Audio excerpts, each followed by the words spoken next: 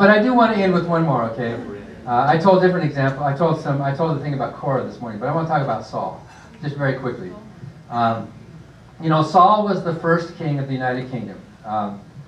And he was chosen by God to be the king, and Saul would obey orders. And what God really wanted was his leaders would obey orders, do whatever it said. So God told Saul to kill all the Amalekites and kill all of their men, women, and children and all the cattle. Go in and kill them all. Total genocide, right? And so Saul went, all right, I can do that. So he went in and he killed them all. He killed all the men, all the women, all the children, all the pregnant women, and he killed all the animals except he kept a few choice animals alive. A few choice animals he kept alive. And so then Samson, God's talking through Samson, Samuel. Samuel is saying, did you obey God, Saul? Saul said, yes, I did. I obeyed God. Well, I hear some animals bleeding over here. And Saul said, oh, well, I was saving these choice animals as a sacrifice to God. Because God wants animal sacrifice. And I thought this would be, I could show God how much I love him, how much I worship him by sacrificing. I could kill them there or I could kill them later. It's a sacrifice. And Samuel said, obedience is better than sacrifice.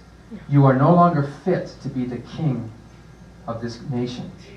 That's what it took to get a king deposed. And God said, I'm going to replace you with a man after God's own heart. You know who that was? David, yeah. That's why the Jews have a Star of David today, not a Star of Saul. Saul should have been the king, should have been, right? And so Saul was dejected. What did I do? That wasn't so bad, was it? But he was deposed. He was no longer king. And this new king, David, who was a man after God's own heart. When you hear that phrase, what do you think? A man after God's own heart. Well, you kind of think, oh, he plays the harp and he sings these psalms and he's a sweet... You know what I mean? You think of David. The reason he was called a man after God's own heart is because he would obey to the letter. And the women were singing after Saul was deposed and David became king. The women were singing. And Saul heard this. Saul has killed his thousands, but David has killed his 10,000s. And there was a song they were singing. And Saul was not, and they were cheerful about it. They were marching down the street, yay, yay, they were singing the song.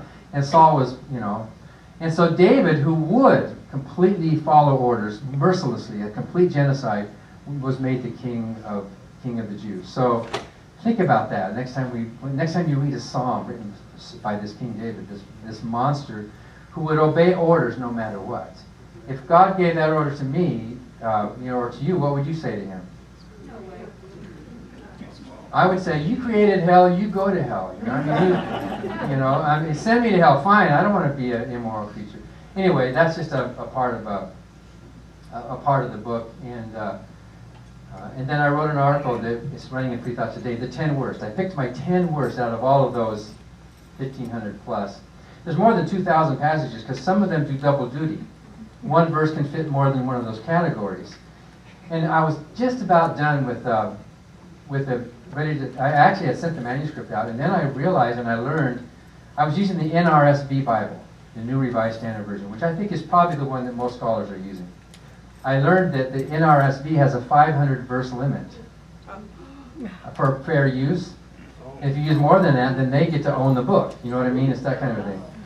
So I had to go and replace with RSV and NIV. They both have 500 verse limits.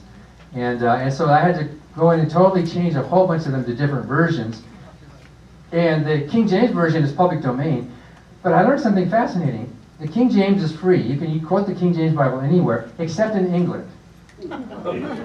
In England, you need permission from the Queen's printer to print because the King James was a product of the monarchy, right? So if you're going to keep that in mind next time you're going to publish your book. And I guess it's a formality or something. But anyway, the monarchy in England owns the King James Version of the Bible, except we can use it here in the U.S. So I'm just gonna stop, and maybe you want to do questions next, or do you want to? I could end with a song later, maybe, or something.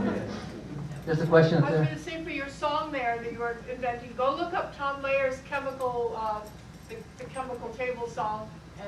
Oh, maybe so. Okay, that might work. Well, Richard was suggesting like a Gilbert and Sullivan kind of thing. But you know, I'm stuck with those exact words. I can't change. It's got to fit the way. What I did was I watched him on YouTube reading that sentence, and he said, "The God of the Old Testament is arguably the most unpleasant character in all fiction." And I listened to the exact tone of his voice. The God of the Old Testament is arguably the most unpleasant character in all fiction. So he basically wrote the song. The tone of his voice wrote the song. But I need to find like a verse or an intro. I need to find something to make it like a proper tune. And then, would you want to be in the backup choir? Would you guys have to sing? Pirates of Penzance, yeah, yeah, modern major general, yeah, that kind of stuff.